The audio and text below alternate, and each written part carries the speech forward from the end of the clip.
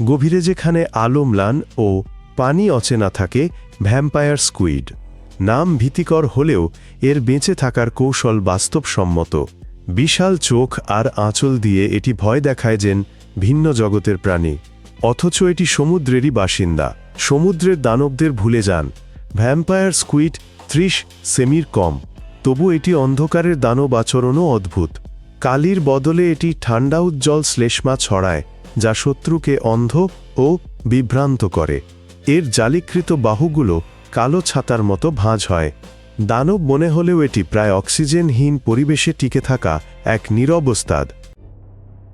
Vampire স্কুইডকে কাছে থেকে দেখলে একই সাথে ভয় ও কৌতূহল জাগে। এর 8টি হাত একটি জালযুক্ত আবরণে মোড়ানো, ভেতর থেকে নরম কাঁটা বেরিয়ে আছে। কানের মতো দুটি গোলাকার পাখনা পাশে কাঁপে। এর চামড়া গাঢ় মেরুন থেকে প্রায় কালো, তাই এটি গভীর অন্ধকারে মিশে যায়। বিশাল চোখ অপরের বিরল আলো ধরে। সারা শরীরে ছড়িয়ে আছে ক্ষুদ্র আলোকযন্ত্র, ফটোফোর। এক ক্লিকে নিজেকে নিভিয়ে ফেলে আরেক ক্লিকে রাতের জলে ক্ষুদ্র বাতির মতো জ্বলে ওঠে। ভ্যাম্পায়ার স্কুইডকে এলিয়েন বলা হয়।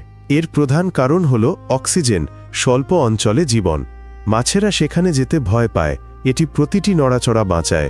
এর হৃৎপিণ্ড ধীরে চলে, পেশি নরম। এর বিপাক ক্রিয়ামন্থর। এটি শিকার না করে দুটি পাতলা তন্তু বের করে। এই তন্তু দিয়ে সে সামুদ্রিক বরফ সংগ্রহ করে। এর মধ্যে থাকে জৈব কণাজেলি ফিশ ও ক্রাস্টেশিয়ানের অবশেষ। বিপদের সময় এটি আনারস এর মতো গুটিয়ে যায়। নিজের দেহ উল্টে মাথা লুকিয়ে ফেলেকাটা বের করে। এরপর তাড়া করা প্রাণীর দিকে বায়োলুমিনেসেন্ট শ্লেষ্মার মেঘ ছোড়ে। ভ্যাম্পায়ার স্কুইডের আবাসস্থল হল পৃষ্ঠ থেকে শত শত মিটার নিচে গ্রীষ্মমণ্ডলীয় ও নাতিশীতোষ্ণ মহাসাগরের গভীর অন্ধকার। সেখানে ঠান্ডা শান্ত ও প্রায় অক্সিজেন নেই, কিন্তু প্রতিযোগীও কম। ভ্যাম্পায়ার স্কুইড তার পাখনা প্যারাসুটের মতো ছড়িয়ে প্রায় স্থিরভাবে ভেসে থাকে, আর উপর থেকে যা ধীরে ধীরে পড়ে তা ধৈর্য ধরে ধরে। এই পদ্ধতি তাকে দ্রুত শিকারীদের থেকে লুকায়, আর ফটোফোরের ঝলক তাকে এক নিমিষে অন্ধকারে মিশে যেতে সাহায্য করে। এখানে ভ্যাম্পায়ার স্কুইড অক্সিজেন সাশ্রয় করে এবং পাখনা দিয়ে ধীরে ধীরে চলে যান একটি এয়ারশিপ। নরকীয় ভ্যাম্পায়ার স্কুইড কেন দম বন্ধ করে না? বহু সেফালোপডের রক্ত নীল হয় হিমোসায়ানিনে তামার কারণে। ঠান্ডা জলে এটি অক্সিজেন ভালো বহন করে। এই প্রজাতির ফুলকা খুব বড় বিপাক, ধীর এবং নড়াচড়া মিতব্যয়ী। তাই এই ভ্যাম্পায়ার স্কুইড সেখানেই বাঁচে যেখানে অন্যদের কষ্ট হয়। ফটোফোর আলো দেয়, ছোট বাতি রাসায়নিক বিক্রিয়া শুরু করে।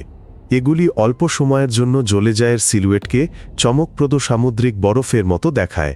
কমেন্টে লিখুন আপনি কাকে বেশি ভয় পান, নরকীয় ভ্যাম্পায়ার স্কুইড নাকি অ্যাংলারফিশ?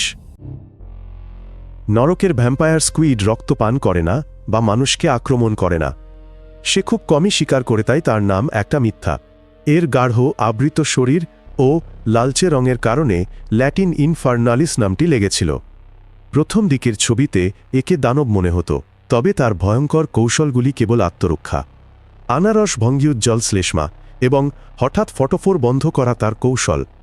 এরপর সে চোখের সামনেই আক্ষরিক অর্থেই অদৃশ্য হয়ে যায়। গভীর সমুদ্রে নরকের ভ্যাম্পায়ার স্কুইড লড়াইয়ের বদলে লুকানোকেই বেছে নেয়। এটি যে কোনো শক্তির চেয়ে ভালো কাজ করে। ভ্যাম্পায়ার স্কুইড 1 শতাব্দীরও আগে বর্ণিত হয়েছিল। এর আচরণ বুঝতে গভীর জলের রোবট ও ক্যামেরা সাহায্য করে। গবেষকরা এর লম্বা সুরের বদলে প্রত্যাহারযোগ্য ফিলামেন্ট দেখলেন। ভ্যাম্পায়ার স্কুইড এগুলি দিয়ে জল আঁচড়ায়ও তারা সেটি রেকর্ড করেছেন। এর খাদ্যতালিকা ছিল অবাক করার মতো। এটি শিকারের বদলে সামুদ্রিক তুষার ফিল্টার করে খায়, যা অতল সমুদ্রের জন্য নিখুঁত। এটি তার প্রজাতির একমাত্র জীবিত সদস্য। সেফালোপডদের এক প্রাচীন শাখা এটি আজও টিকে আছে। নরকের স্কুইড শুনতে ভয়ঙ্কর, তবে ভ্যাম্পায়ার স্কুইড সন্ধ্যা ও অন্ধকারের পৃথিবীর এক টিকে থাকা প্রাণী। আমরা অতল সমুদ্রে ফিরে আসব এবং আরও দানব দেখাব। এটি পৃথিবীর প্রাণী চ্যানেল। আরও ভয়ঙ্কর আবিষ্কার দেখতে সাবস্ক্রাইব করুন। বিদায়।